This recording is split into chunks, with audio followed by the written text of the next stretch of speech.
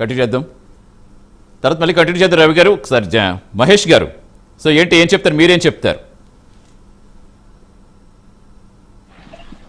Sir ముందుగా నాకు అవకాశం ఇచ్చిన ప్రైమ్ యజమానానికి అలాగే మీకు ప్యానల్లో ఉండే ఇతర పార్టీ నాయకులందరూ కూడా గుడ్ ఈవినింగ్ తెలుపుకుంటూ, గుడ్ ఈవినింగ్ సార్ ఇప్పుడు స్టేట్ క్యాపిటల్ అనేది ఎంత ఇంపార్టెంట్, ఎంత ఇంపాక్ట్ చూపిస్తుందో ఆ యొక్క స్టేట్ ఎకనామిక్ గ్రోత్ మీద కానీ జిఎస్డిపిస్ మీద కానీ చాలా ఇంపార్టెంట్ స్టేట్ క్యాపిటల్ అనేది. సో అన్ఫార్చునేట్ 2019 నుంచి 24 వరకు కనీసం క్యాపిటల్ సిటీ అనేది ఒకటి ఉండాలా, దాని యొక్క ప్రియారిటీ ఏంటో కూడా తెలియని గతం ప్రభుత్వం మనం చూసాం. ఎందుకంటే ఈ రోజు ఏ దేశంకి వెళ్ళినా గానీ, ఏ ఇన్వెస్టర్స్ దగ్గరికి వెళ్ళినా గానీ ఫస్ట్ అండ్ ఫార్మోస్ట్ క్వశ్చన్ వాళ్ళు ఏం చేస్తారంటే, నేను పెట్టుబడులు పెడతా, నీ క్యాపిటల్ సిటీ ఏందని అడుగుతారు ఫస్ట్. ఇప్పుడు ఎందుకు ఎంత హైదరాబాద్ ఇన్ని సంవత్సరాల చరిత్ర ఉన్నా స్టిల్ ఎందుకు హైదరాబాద్ లో ఇన్వెస్ట్ చేయాలనుకుంటారు, స్టిల్ ఎందుకు బెంగళూరు ఇన్వెస్ట్ చేయాలనుకుంటారు, స్టిల్ ఎందుకు చెన్నైలో ఇన్వెస్ట్ చేయాలనుకుంటారంటే just because of capital city అనేది చాలా చాలా ఇంపార్టెంట్. సో ఈ విషయంలో ఉంటేనే స్టేట్ అనేది డెవలప్మెంట్ అవుతుంది. క్యాపిటల్ సిటీ లేకుండా ఏం చేస్తాము అనే ఒక బేసిక్ కామన్ సెన్స్ కూడా లేకుండా గతంలో 5 సంవత్సరాలు రాజధాని లేకుండా ప్రభుత్వాన్ని గడిపిన పార్టీ ప్రభుత్వం ఏదన్నా ఉంది అంటే అది వైఎస్ఆర్సీపీ పార్టీ మాత్రమే మనం తెలుస్తాం. అంటే కేవలం మీ యొక్క 3 రాజధానుల నినాదం ఏదైతే తీసుకున్నారో, ఓకే 3 క్యాపిటల్స్ మీరు తీసుకున్నారు, డెవలప్మెంట్ 3 చోట జరగాలని మీరు పెట్టినప్పుడు 2019 నుంచి 2024 వరకు మీరు కనీసం ఎక్కడన్నా కానీ ఒక్క చోటన్నా సెంటర్ ఫోకస్డ్ గా, లేదు మీరు వైజాగ్ అన్నారు, కనీసం వైజాగ్ లో అన్నా ఏదన్నా మీరు పెట్టుబడులు తీసుకురావడం కానీ, ఇన్వెస్ట్మెంట్స్ తీసుకురావడం కానీ, అభివృద్ధి చేయడం కానీ జరిగిందా అంటే అది జరగలేదు. పోనీ కర్నూలులో మీరు న్యాయ రాజధాని అన్నారు, అక్కడనే చేశారంటే అక్కడ కనబలేదు. సో కేవలం 3 సంవత్సరాలు ఎవరికి కూడా చిన్నపిల్లలకి what is the capital city of Andhra Pradesh అంటే క్లాస్ రూమ్ లో చెప్పలేని పరిస్థితి తీసుకొచ్చిన పరిస్థితి. అమరావతి, వైజాగ్ లేకపోతే కర్నూలా అని స్టేజ్ నుంచి ఈ రోజు 5 సంవత్సరాలు ఏపీ బ్రాండ్ పోగొట్టారు. ఇదేదో నేనేదో జనరల్ గా ఏదో మాట్లాడడానికి కాదు, కేవలము గతంలో ఫారిన్ డైరెక్ట్ ఇన్వెస్ట్మెంట్స్ లో తీసుకున్నట్టయితే కేవలం రాజధాని అంటే ఏంటో మనం కరెక్ట్ గా చెప్పలేకపోవడం వల్ల మనకు వచ్చినటువంటి ఇన్వెస్ట్మెంట్స్ 100 రూపాయల్లో కేవలం 25 పైసలు మాత్రమే. అంటే ఏపీలో ఇన్వెస్ట్ చేయడానికి ఫారినర్ ఎవరన్నా బయట దేశంలో వాడు ఇన్వెస్ట్ చేయాలనుకున్నప్పుడు చూస్తాడు. సో మనం అట్రాక్ట్ చేసింది ఎంత అంటే గత ప్రభుత్వంలో 25 పైసలు సార్. ఒక పక్క కర్ణాటక, ఒక పక్క తమిళనాడు, ఒక పక్క తెలంగాణ, ఒక పక్క బెంగళూరు, మహారాష్ట్ర, గుజరాత్ అంతా కూడా బెస్ట్ క్యాపిటల్ సిటీస్ ని ఎస్టాబ్లిష్ చేసుకొని సెకండ్ క్యాపిటల్ ఆఫ్ ఇండియా బాంబేగా తీసుకొని ఈ విధంగా వెళ్తా అంటే 3 సంవత్సరాలు రాజధానికి ప్రియారిటీ లేకుండా రాజకీయం చేసి ఆంధ్ర రాష్ట్ర యొక్క అభివృద్ధిని నాశనం చేసింది మాత్రం వైఎస్ఆర్సీపీ పార్టీ. అందుకే ప్రజలు కూడా ఇలా ఈ మాత్రం క్లారిటీ కూడా లేని మీకు, మీ మాటలకు, మీ యొక్క నాయకత్వానికి మాకు అవసరం లేదని చెప్పి ఈ రోజు 3 క్యాపిటల్ సిటీస్ విషయంలో మీరు పబ్లిక్ లోకి వెళ్తే సింగిల్ క్యాపిటల్ సిటీ అమరావతి అని చెప్పినప్పుడు ఈ రోజు మనకు వచ్చినటువంటి మ్యాండేట్ 164 సీట్లు. ఈ రోజు కూడా 33,000 ఎకరాలు తీసుకున్నారు. సార్ మీకు చిన్న విషయం చెప్తాను, జస్ట్ ఫర్ జంగల్ క్లియరెన్స్. ఇంతవరకు భారతదేశంలో జంగల్ క్లియరెన్స్ క్యాపిటల్ సిఆర్డిఏ పరిధిలో ఏదైతే అమరావతి సిఆర్డిఏ పరిధిలో ఉందో కేవలం జంగల్ క్లియరెన్స్ కి 35 కోట్ల రూపాయలు ఖర్చు పెట్టాల్సి వచ్చింది ఈ ప్రభుత్వం. చెప్పాలంటే ఎక్కడ నవ్వుతారు చెప్పాలంటే. జంగిల్ క్లియరెన్స్ అనేది మామూలు ఎక్కడ జరుగుతుందంటే అడవుల్లో ఆ రోడ్ల పక్క వెళ్ళేటప్పుడు చేసే clearance. Hot city of Vijayawada, hot place of capital సిటీలో జంగల్ క్లియరెన్స్ ఆ విధంగా వదిలేశారంటే మీరు బిల్డింగ్లు కట్టిందని వదిలేశారు. ఆ జంగిల్ క్లియరెన్స్ అనేది చెట్లు పెరిగిపోతుంది.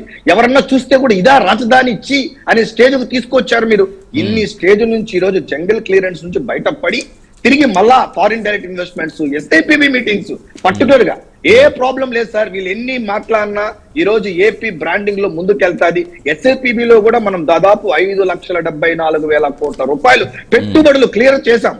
అంటే జస్ట్ ఒక్క సంవత్సరం 6 నెలల వ్యవధిలోనే మనం మోర్ దెన్ 8 మీటింగ్స్ చేశాము. జగన్ హయాంలో 5 మీటింగ్స్ మాత్రమే జరిగింది. ఫిక్కీ లాంటి సంస్థలతో మనం మీటింగ్స్ పెడుతున్నాం. ఏపీ ఈ పక్క చూసే విధంగా చేస్తున్నాం. టెలాస్ లాంటి చోట కానీ ఎక్కడన్నా కానీ బ్రాండింగ్ క్రియేట్ చేయడంలో చంద్రబాబు నాయుడు గారు కానీ, లోకేష్ గారు కానీ, పవన్ కళ్యాణ్ గారు కానీ సెంట్రల్ యొక్క సపోర్ట్ తో కూడా ఈ రోజు ఏపీ బ్రాండింగ్ మోడ్ లో వెళ్తా ఉంటే మీకు నచ్చట్లేదు.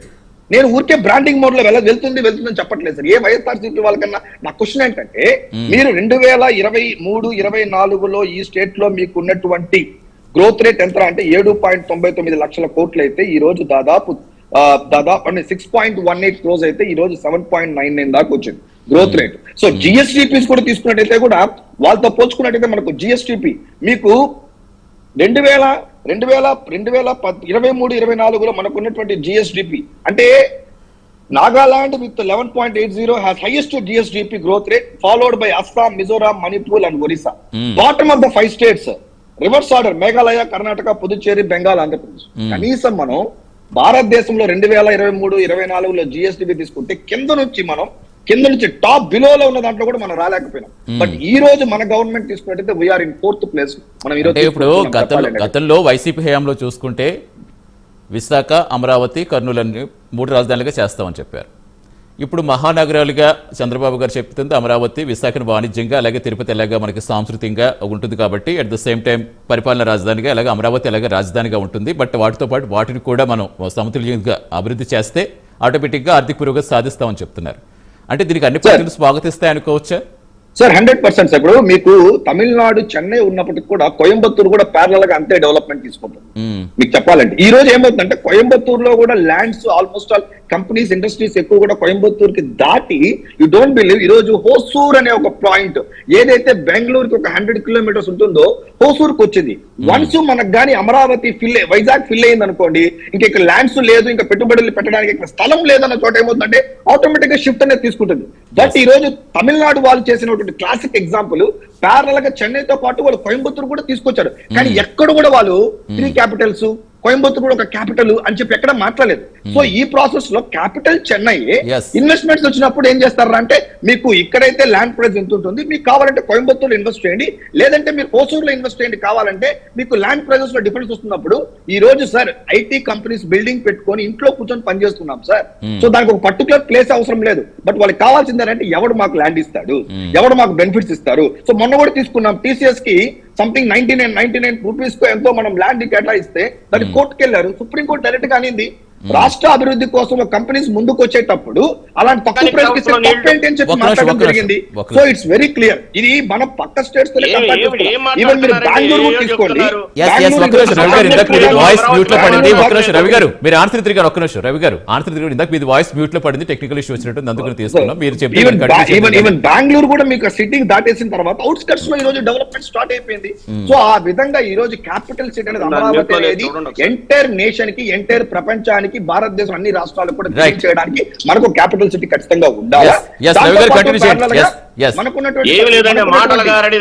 మాటల గారడిది తక్కువ టామార విద్యలతో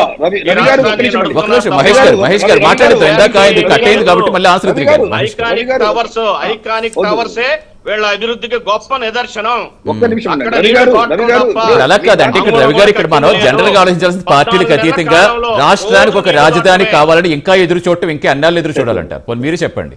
ఇప్పుడు ఆల్రెడీ 11 సంవత్సరాలు పూర్తి అయిపోయింది. ఇంకా ఎన్ని సంవత్సరాల టైం అయినా వీళ్ళకి సరిపోదు.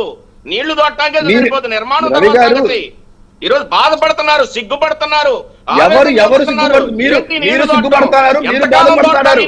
మీరు సిగ్గుపడతారు, మీరు సిగ్గుపడట్లేదు, బాధపడట్లేదు, మీరు భయపడుతున్నారు. వైఎస్ఆర్సీపీ వాళ్ళు భయపడుతున్నారు.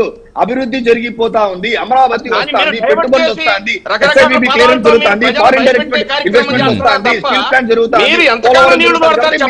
భయపడుతున్నారు, మీరు భయపడుతున్నారు, మీరు భయపడుతున్నారు. మాకు సమాధానం చెప్పట్లేదు. ఎంతకాలం నీళ్లు తోడతారు? అది ఎత్తుపోతల పథకం రాకుండా తప్ప ఐకానిక్ టవర్స్ నిర్మాణం లాగానే లేదు. అభివృద్ధి జరగట్లేదు అంటున్నారు.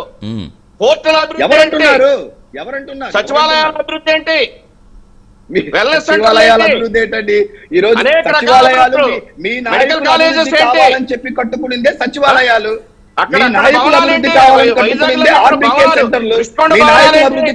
స్వయంగా చంద్రబాబు నాయుడు గారు వచ్చి ఏంటి